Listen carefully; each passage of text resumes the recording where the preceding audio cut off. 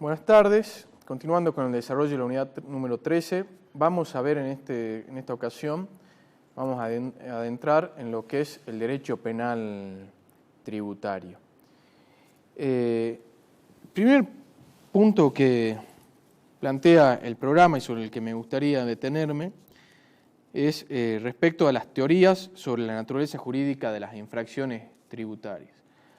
Simplemente para señalar que podemos distinguir 4 corrientes doctrinarias, la llamada teoría tributarista, en la que, por ejemplo, se enrola el doctor Giuliani Fruin-Rouge, que entiende que las infracciones tributarias tienen características, una naturaleza propia, que escapan al derecho penal general. La teoría penalista, que la remarco porque es la teoría en la cual se enrola la cátedra y, más importante aún, es la que ha sostenido en forma inquebrantable la jurisprudencia de la Corte Suprema de Justicia de la Nación. Caso por ahí más relevante o más conocido es el fallo Usandizaga, pero bueno, ese puede ser el fundacional. A partir de ahí, en forma inquebrantable, la Corte ha sostenido que en materia de infracciones tributarias se aplican los principios y las reglas del derecho penal. Tenemos la teoría administrativista, que considera que las infracciones tributarias encuadran en las llamadas contravenciones administrativas. Un autor clásico de esta teoría es Goldsmith, y una teoría dualista que dice, bueno, los delitos tributarios previstos en el régimen penal tributario tienen naturaleza penal, las infracciones de la ley 11.683 tienen carácter administrativo. En efecto, nuestro sistema infraccional tiene un doble orden sancionatorio. Por un lado, tenemos el sistema infraccional contemplado en la misma ley 11.683, y por otro lado vamos a tener el régimen penal tributario propiamente dicho, que actualmente está previsto en el título 9 de la ley 27.430, que ha derogado a la ley 24.769. El sistema infraccional previsto en la ley 11.683, como mencionábamos, contempla por un lado a infracciones formales que están previstas en los artículos 38 al 40 de la ley 11.683, y en general estas infracciones lo que hacen es castigar la falta de colaboración del contribuyente y demás responsables, la falta de colaboración con las facultades de verificación, fiscalización y determinación de los tributos que está en cabeza de la administración tributaria. Lo que se sanciona es el incumplimiento a los deberes de hacer o de no hacer que la ley le impone a los contribuyentes. De esta definición surge entonces que el bien jurídico protegido por las infracciones formales contempladas en la ley 11.683 va a ser la administración tributaria. Por otro lado, la ley 11.683 contempla las infracciones materiales, que lo que sanciona es el incumplimiento a la obligación tributaria sustancial, a la obligación de dar, en sus distintas variantes.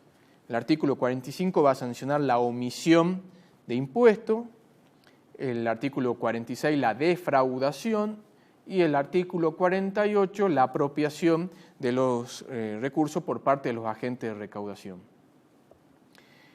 No me voy a detener en cada una de estas infracciones porque entiendo que están suficientemente descritas en la ley y en la bibliografía descrita por la cátedra. Simplemente que quede claro que la omisión de ingreso del artículo 45 es una figura culposa, mientras que el artículo 46 de la figura de defraudación prevé el dolo, la intención de evadir el tributo.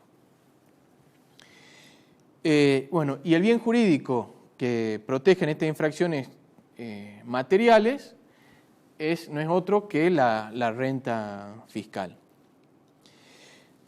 Por su parte, el régimen penal tributario, vamos a ver que sanciona, por un lado, delitos tributarios, en el título primero, la evasión simple, evasión agravada, y que tiene como bien jurídico protegido la hacienda pública, y por otra parte, en el título segundo, están los delitos previsionales, que el bien jurídico protegido es el Sistema Único de Seguridad Social, los recursos que sustentan el sistema de seguridad social.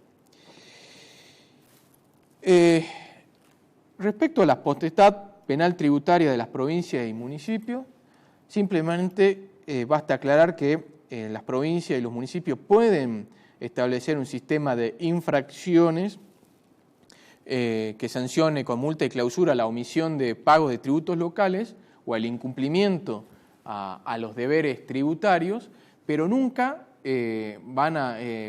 con penas privativas de la libertad, porque eso está reservado, una atribución reservada al Congreso de la Nación, y las penas privativas de la libertad solo están contempladas en el régimen, en el Código Penal y en los regímenes penales específicos que sanciona el Congreso. Bueno, yendo a la cuestión procedimental, vimos, en primera medida vamos a ver las infracciones que prevé la ley 11683, respecto a las infracciones del artículo 40, que están sancionadas con penas de multa y clausura. El procedimiento que prevé el artículo 41 y completado por el artículo 77 es el siguiente. Los inspectores detectan una infracción, deben elaborar un acta donde dejan constancia de cuál es la infracción constatada, en qué norma se encuadra, y todas las circunstancias que hagan a la determinación de esa infracción. Todos los hechos, tienen que dejar constancia de todos los hechos relevantes que hagan a la determinación, a determinar si se configuró o no esa infracción. En la misma acta se lo cita al contribuyente, al infractor, a una audiencia de descargo dentro de la cual el contribuyente va a poder acompañar y toda su prueba.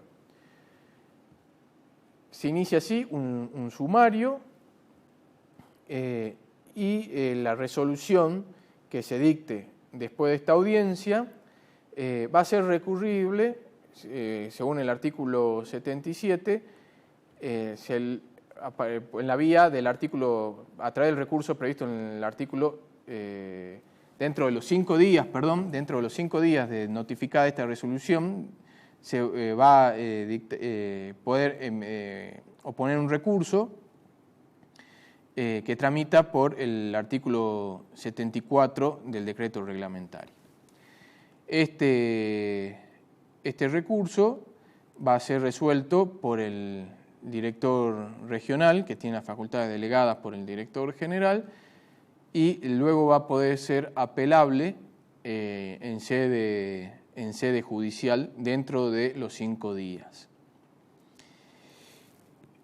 Por su parte, las infracciones contempladas en los artículos 38, 39, que tienen naturaleza formal, y los artículos 45, 46 y 48 de naturaleza material, debe la Administración Federal, una vez detectada esta infracción, que puede surgir a partir de una fiscalización o a través o por la simple rectificación de las declaraciones juradas que presente el contribuyente. Recuerden ustedes que la rectificación de la declaración jurada no hace desaparecer la responsabilidad del contribuyente.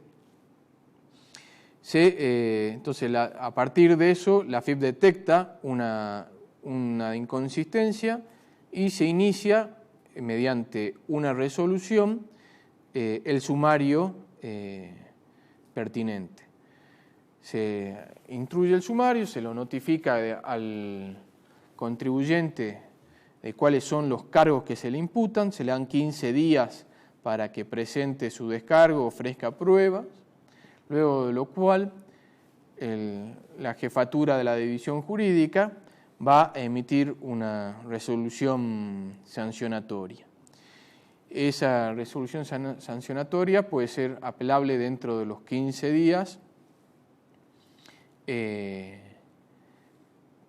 por el recurso previsto en los artículos 76, que vimos en el módulo anterior, es decir, por recurso de reconsideración ante la misma Administración Federal de Ingreso Público o un recurso de apelación ante el Tribunal Fiscal de la Nación, siempre y cuando el monto de la sanción impuesta exceda los 25.000 pesos.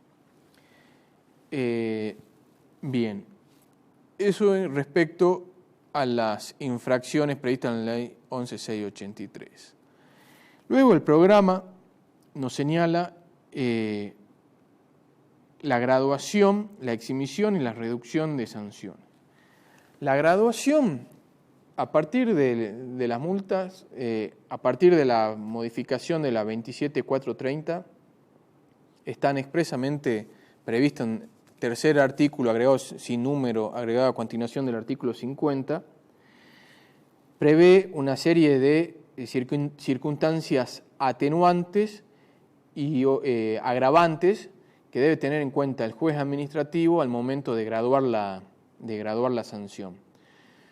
Recuerden ustedes, porque actualmente el artículo 45 solo prevé como una única sanción del 100% del impuesto omitido, mientras que el artículo 46 prevé una sanción, una multa que va de 2 hasta 6 veces el impuesto evadido. Entre los atenuantes que señala la ley, bueno, son más que nada hacen al comportamiento del contribuyente durante la fiscalización, si el mismo es o no reincidente. Respecto a la exhibición, está prevista expresamente en el primer párrafo del artículo 49, esto también ha sido objeto de modificación a partir de la ley 27.430, que prevé que si el contribuyente rectifica su declaración jurada o presenta la declaración jurada original que hubiera omitido presentar con anterioridad a la notificación de la orden de intervención, se lo exime de sanción. Entonces, ustedes recuerden que en el módulo anterior yo les señalé la importancia que tiene a partir de la reforma, de la última reforma de la ley 11.683, la notificación de la orden de intervención. Si estamos frente a un contribuyente que había omitido presentar su declaración jurada o que había presentado una declaración jurada que resultó impugnada por la Administración Federal de Ingresos Públicos y la rectifica antes de que la Administración Federal de Ingresos Públicos le notifique la orden de intervención, va a estar, y no tiene antecedentes, si es que no resulta reincidente, esa es otra condición que impone la normativa, se lo exime de sanción. Ahora bien, si rectifica o presenta su declaración jurada con posterioridad a la notificación de la orden de intervención, el mismo artículo 49 prevé en los párrafos siguientes una serie de reducción de sanciones según en la etapa en la que el contribuyente conforma el ajuste practicado por el fisco. Así dice el segundo párrafo del artículo 49, que si esa conformidad, esa rectificación de la declaración jurada se produce antes de que se inicie el procedimiento de determinación de oficio, la multa se va a reducir a un cuarto, va a ser un cuarto del mínimo legal. Si conforma con posterioridad a que la fiscalización le notifique el ajuste de fiscalización y anterior a la notificación de la vista, la reducción ya va a ser de la mitad. Y una vez notificada la vista, la reducción va a ser de 3/4 parte del mínimo legal. Finalmente, el artículo 49 prevé que si el contribuyente conforma la resolución determinativa de oficio, la multa va a ser el mínimo legal. Bien, por otra parte, el artículo 50 prevé respecto a las infracciones formales que si en la primera oportunidad de defensa el contribuyente reconoce la materialidad de la infracción, también la sanción se va a reducir al mínimo legal. Bien, respecto al error excusable como eximente de responsabilidad, la ley 1183 prevé expresamente que se considera que existe error excusable cuando la norma aplicable al caso, por su complejidad, oscuridad o novedad, admitiera diversas interpretaciones que impidieran al contribuyente o responsable, aun actuando con debida diligencia, comprender su verdadero significado. En orden a evaluar la existencia de error excusable, eximente de sanción, deberán valorarse, entre otros elementos de juicio, la norma incumplida, la condición del contribuyente y la reiteración de la conducta en anteriores oportunidades. Es decir, que el error excusable es el error de derecho, producto de la oscuridad de la norma. Tiene que ser una norma novedosa, compleja, que aún poniendo la debida diligencia, el contribuyente haya llevado al contribuyente al error. Y la norma nos marca que tenemos que tener en cuenta dice la condición del contribuyente. Es decir, la misma norma, la misma dificultad de la norma no va a ser la misma respecto a un contribuyente que tiene la posibilidad de estar asesorado contablemente respecto a un contribuyente más pequeño, un monotributista, valga el caso, que no tiene ese asesoramiento. Bueno, finalmente me interesa señalar algunas particularidades del procedimiento penal.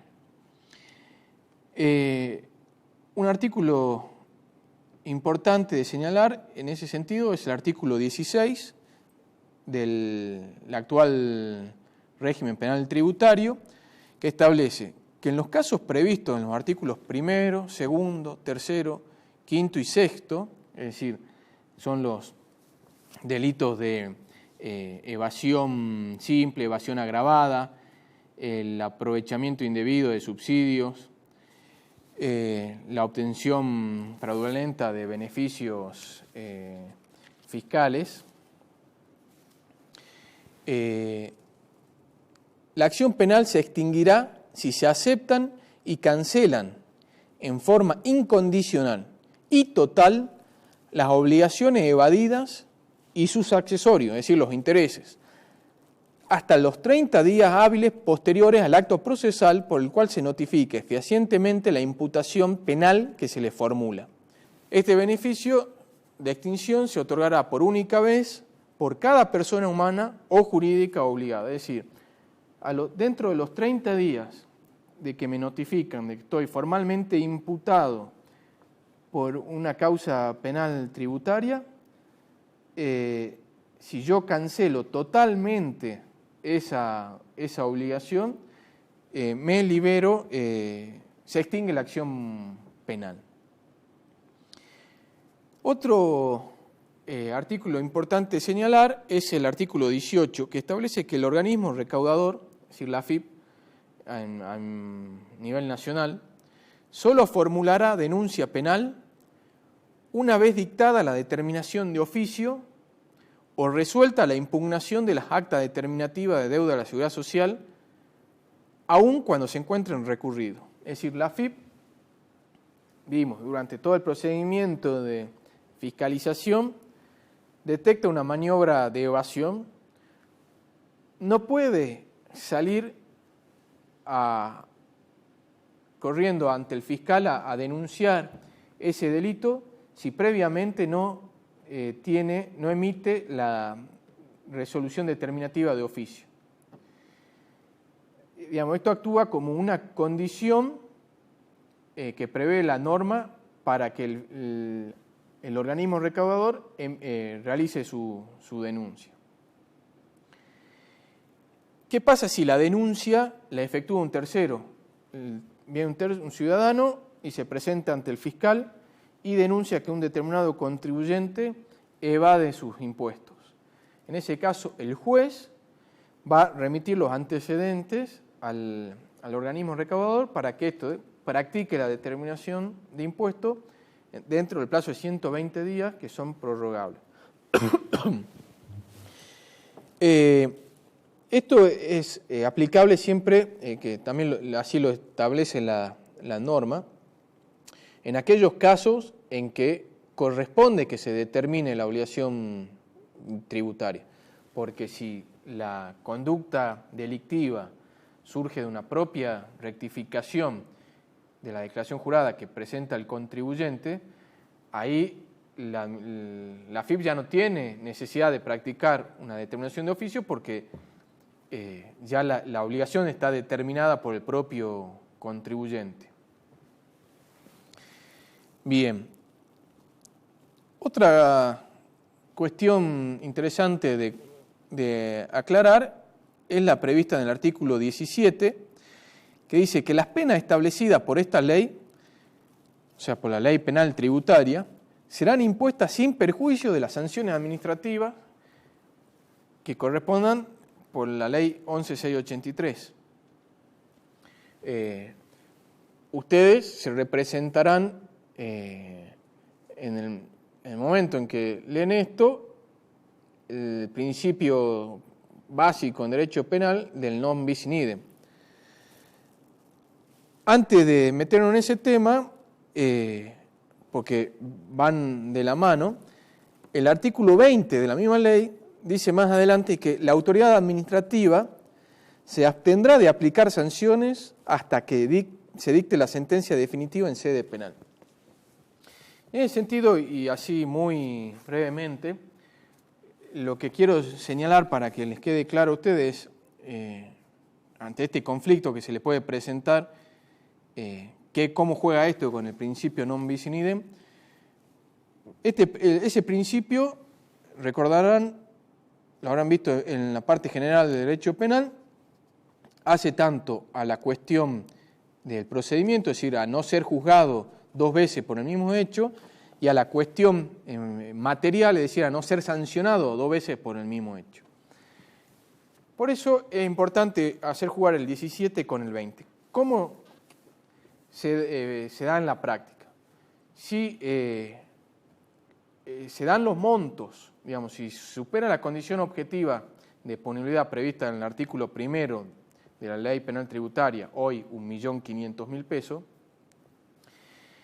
cuando la Administración Federal de Ingresos Públicos practique la determinación de oficio, vimos que por principio general, en la misma resolución determinativa de oficio, tenía que aplicar la multa. Yo les dije en ese entonces que ese era un principio que tenía una excepción. Es precisamente la del artículo 20. La AFIP, cuando determina de impuesto, no puede aplicar la multa si antes no recayó sentencia en sede penal. Entonces va a quedar en suspenso, en sede administrativa va a quedar suspenso la multa. El procedimiento, el non bis in idem procedimental, queda amparado por el artículo 20, porque el procedimiento va a ser uno solo, va a ser en sede, la ley le da prioridad al procedimiento que se desarrolla en sede penal.